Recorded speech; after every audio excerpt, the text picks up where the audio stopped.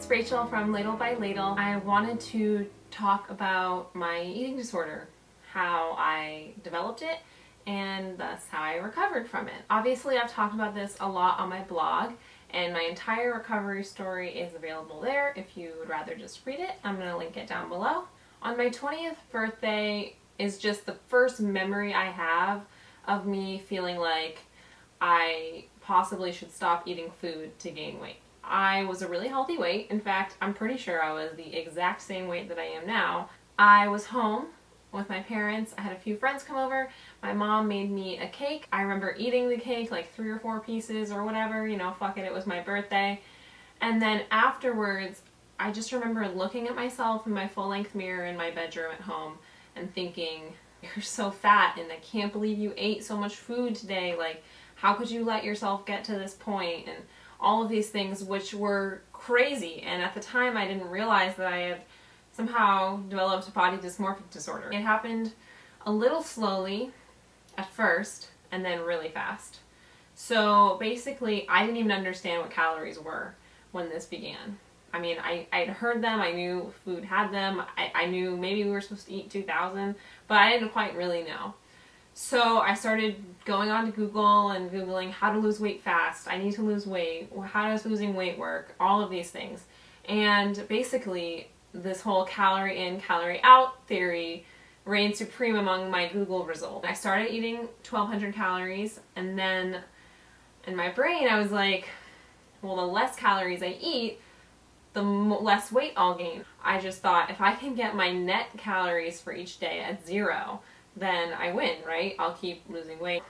I would do the equivalent of like 600 to 800 calories worth of exercising. Like, I would burn off somehow throughout the day 600 to 800 calories, and I was only eating 600 to 800 calories. I had gone from 1,200 calories and just trying to work out more to, like, within 2 or 3 weeks eating 600 to 800 calories and burning off that much too. The further I got in this, the more I was, without even realizing it, slowly developing a bunch of fear foods.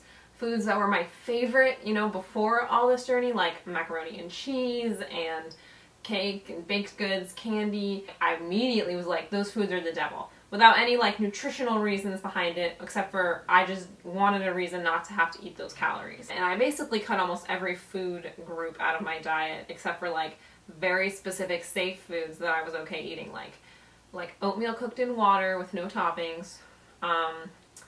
Rice cakes were really safe for me. Obviously vegetables, like high water content, low calorie vegetables. And that was kind of it for me. From the day of my 20th birthday till the day it was explained to me that I may have an eating disorder, it was a little over 6 months. In those 6 months, I had dropped about 40 pounds. But I will say that I dropped 30 of those 40 pounds in the first 2 months. And then the other 10 were just from me continuing, because essentially I had destroyed my metabolism without even realizing it. So I was still losing weight because I wasn't eating and I was crazy exercising, but I wasn't losing weight at the same rate because my metabolism was destroyed. My body was desperately trying to keep the weight on. But of course I didn't understand this. I thought I was a failure. I was 40 pounds lighter when in reality I didn't need to lose any weight in the beginning, and I was miserable. I started feeling all of the effects of, you know, being underweight and having, you know, a calorie restricted diet. I stopped having my period, which of course at first scared me because I thought I was pregnant, but I wasn't.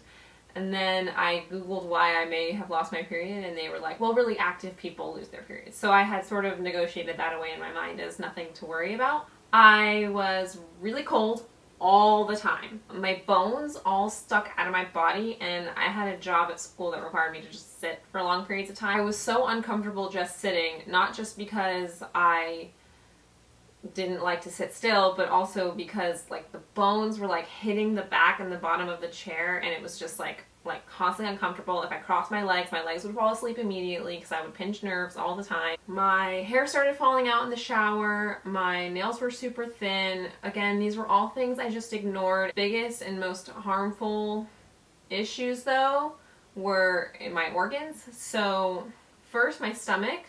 I had developed this extraordinarily bad habit of gum chewing to kind of stave off any hunger that I had. I'm talking maybe 2 packs of gum I would chew a day. I would buy gum in bulk and then I would just chew through it like in a week, and it was really disgusting.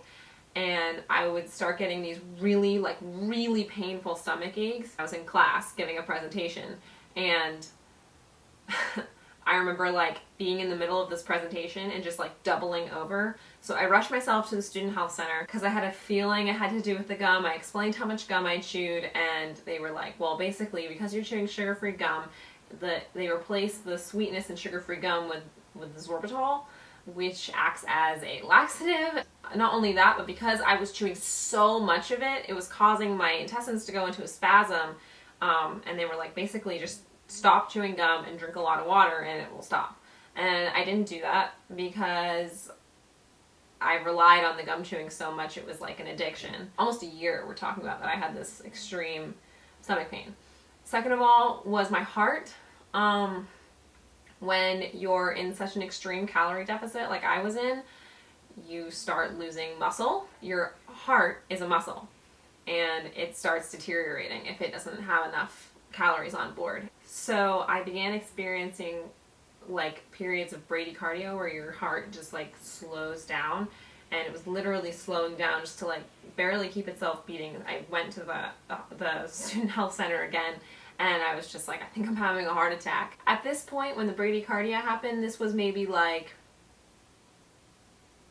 10 months after my 20th birthday.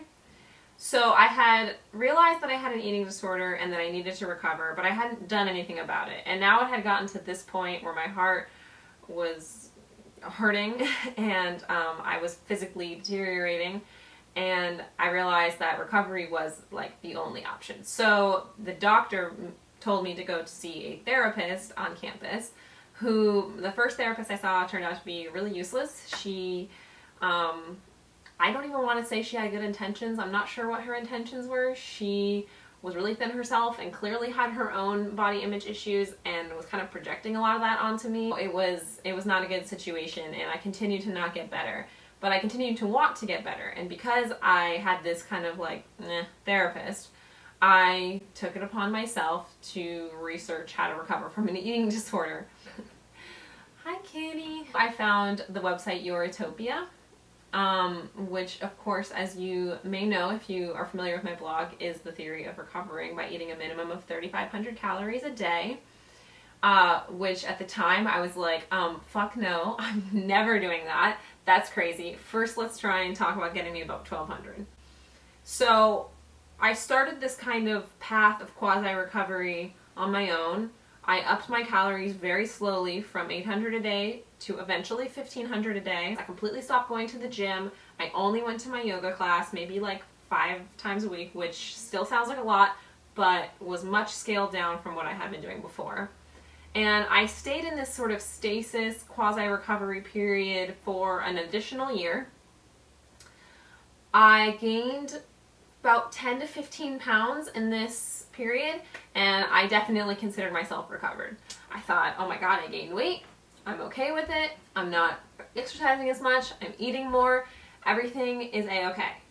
Except everything wasn't a-okay because I was still really cold, my period hadn't come back, hair was still falling out, I was still miserable, I was obsessed with my calories. Even though I was eating more, I still was afraid to go over 1,500. Speaking of fears, I was still afraid of almost all kinds of like dense food. Wouldn't eat cheese, wouldn't eat bread, wouldn't eat any of that kind of stuff. Avocado, butter. I knew I wasn't really recovered because I knew I wasn't the girl who I was before I developed any of these issues. So I wasn't being true to who I was and my identity, which revolved a lot around being loud and rambunctious and kind of an alcoholic, maybe, not really, but you know, drinking a lot and having fun with friends and eating and being just totally carefree, and I wasn't that girl in quasi-recovery at all. I still had a lot of really depressed, suicidal thoughts. I still didn't really like the way my body looked. I still was being really controlling of my diet, and I was still restricting because I was only eating 1,500 calories, which, I'm sorry, it's just not enough food. So I started seeing a new therapist, and she was amazing. And she was basically just like, without realizing that she was like an advocate of MinnieMaud, she was basically advocating MinnieMaud their like guidelines to me. And hearing her say all of the most similar things that I had read on that website, I thought, you know what? Do you really want this, Rachel? Yes, you do. Let's do it. I had undergone a very serious and heartbreaking breakup. My first love or whatever. And a big thing that my ex-boyfriend said to me was, if you can't love yourself, then how do you expect anyone else to love you? And I just thought that was some bullshit excuse that he used, which it kind of was, but whatever, that's not what this video is about. But it also had a little bit of ring of truth, and so after he left, I had already really wanted to commit myself, and I had already kind of started to commit myself to these like minimum guidelines of 3,500 calories a day, but I hadn't really, because I was still afraid of, what if I become overweight? What if I become a binge eater? All these things that you hear. But I was just like, you know what? Nothing else has worked at this point, and I've wanted recovery for so long. I might as well just do this. And the worst that can happen is you get fat. And at this point, I had undergone a few months of therapy, and I was able to say to myself, that's not the worst thing in the world to be fat. Which was a huge thing to be able to say to myself, because as anybody who has had disordered eating knows, that's really, really a difficult concept to understand. And I'm not saying I believed it, but I was able to say it to myself. And so I started eating, and I ate, and I ate, and I ate, and I ate, and I ate so much, it was ridiculous. And I felt fat, and I felt like I was binging, and I felt like I was out of control, and that none of this made sense. But fortunately, I had known a few other girls who had recovered this way, and I was able to read all of their really encouraging posts online about how they all were in this space too, and they came out on the other end recovered. So despite all of these horrible feelings and every urge of guilt I had inside of me that wanted to make me stop, and the eating disorder voice that was just non-stop telling me to stop doing this, I kept doing it. I had extreme hunger for a long time. I'm talking over 5,000 calories a day for at least a month. And then I ate the minimums, at least 3,500 calories a day, and it was fun. I stopped weighing myself, stopped looking at myself in the mirror, more than just like checking my outfit out. And I really, truly just took a deep breath, and I ate, and I rested. And I felt gross like that for a few months, but I remember a day that I woke up and the shorts that I've been wearing were too tight for me. And so I just put on a pair of leggings, and it didn't bother me. And I thought, wow, I feel good. I feel really good. And then I had looked back on like the previous month, and I was like, I've successfully gone out with friends, drinking whenever I want to. I've been eating whatever I want, and I've been hitting my minimums. Maybe I can stop counting calories. I was recovered. Here I am now. It's been a little over a year, or maybe a little bit more. A year and some change, maybe almost 2 years, since that day that I thought, wow, I'm recovered. And I still am. The urges to relapse still exist. I just fight them constantly. They say on the MinnieMaud Guidelines that you're never fully recovered, you're just in remission, and I totally believe that, and I'm really happy. I have a boyfriend who I live with, and we have a cat, and we have lots of friends, and we go out all the time, and I eat all of the delicious, yummy food that Los Angeles has to offer. I cook for myself without weighing every tiny little thing. I can cook for my boyfriend, he can cook for me, and I can eat it, and none of this would have been possible if I didn't commit to recovery, and so much more. That's my recovery story. Until next time.